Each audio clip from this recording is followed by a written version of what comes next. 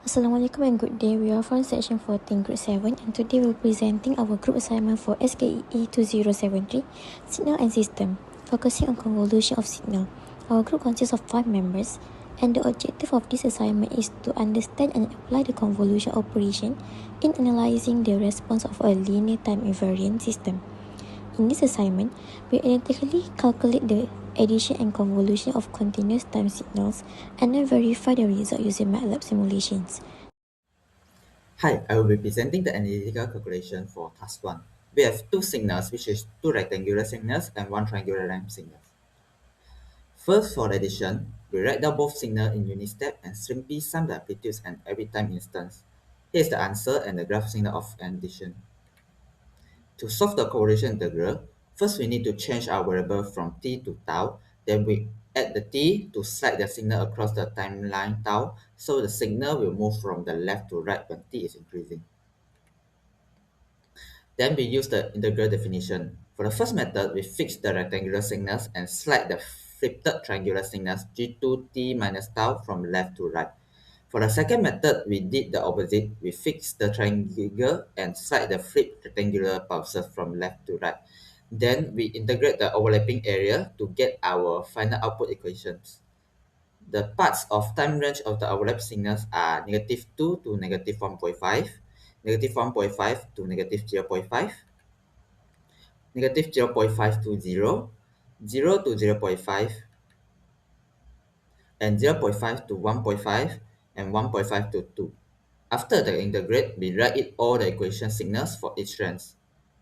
So as expected, the both method yielded the exact same result, and the next person Omar will explain the part of MATLAB simulation of task 1. Thank you. Hello, my name is Omar Fawaz, and today I will speak about the MATLAB code and how we subplotted it through MATLAB. Um, so let us start. So in task one, it was given from us for the question to rewrite figure A and B to regenerate it, and it was easy.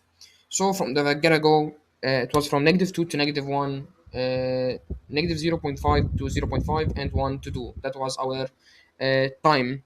So that was our x to t. So first we defined the axis based on the signal duration from given in the question, which is the subplot that I just gave now. And by checking the time intervals and assessing, by assessing and checking the time intervals, we knew which point went to the other. And same thing goes through GT. It was from -2 to -1 and 1 to 2. So that was the range of G to T time interval. And when we give that points to MATLAB, it will automatically generate the code itself, and it will subplot the graph as shown here. For part two, so in part two, it's easier. It just tells us to calculate and determine the addition of 2t x2t plus g2t. So for this one, the code directly is given by operating the last question, and by adding the two signals that we found out in task one part one. We just combine them both, and when you combine them both, it will automatically combine and give us this new waveform directly from MATLAB. And now for part three. So in part three, he asked us to convolute x to t times g to t and vice versa, g to t times x to t. So in this one, we had to rewrite the signal by using the unit step function, and we had to do it mathematically, of course. And when we did, when you enter that calculation to MATLAB, given the x2t and g2t code that we got, and multiply them, it will directly give us the subplot and the waveform needed to write the graph. So I hope this explains a lot, and it is very clear from the code itself. Thank you so much. For this part, I will explain the calculations part for task 2, part 2, and part 3, where we evaluate the triangular pulse S1t and the rectangular pulse H1t through additions and convolutions. First, for the additions, Y1t equal to S1t plus H1t, We express both signals using unit step functions. We simply sum the amplitude at each point in time. This results in a piecewise graph where the pitch reads a value of 3 at t equal to 1. So next, we evaluate the correlations y1t equal to s1t times h1t and y1t equal to h1t times s1t using the integral of the product as one signal slide over the others. By dividing the time integrations into 6 time intervals from the initial overlaps at t equal to 1 to the final t equal to 4. We derive the quadratic equations that forms this smooth and well-like curve. Hence, we prepare a clear data shapes to verify these analytical results against our MATLAB simulations. So the next slide will explain the parts of MATLAB simulations. Thank you, and that's all for my part.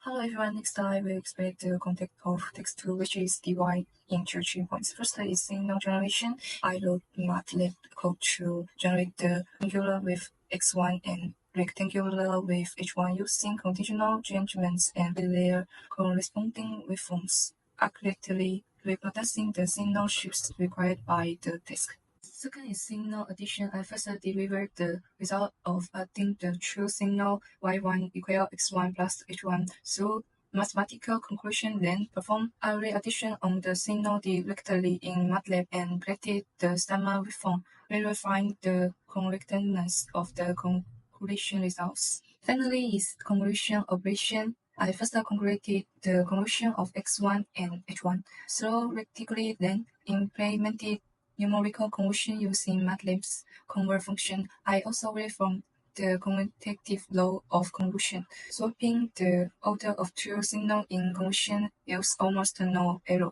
and then waveforms correspond perfectly. That's all. In this assignment, the concept of signal addition and convolution was successfully analyzed using both mathematical methods and MATLAB simulations. Rectangular and triangle signal were generated according to the given specifications, and the addition and convolution were evaluated step by step.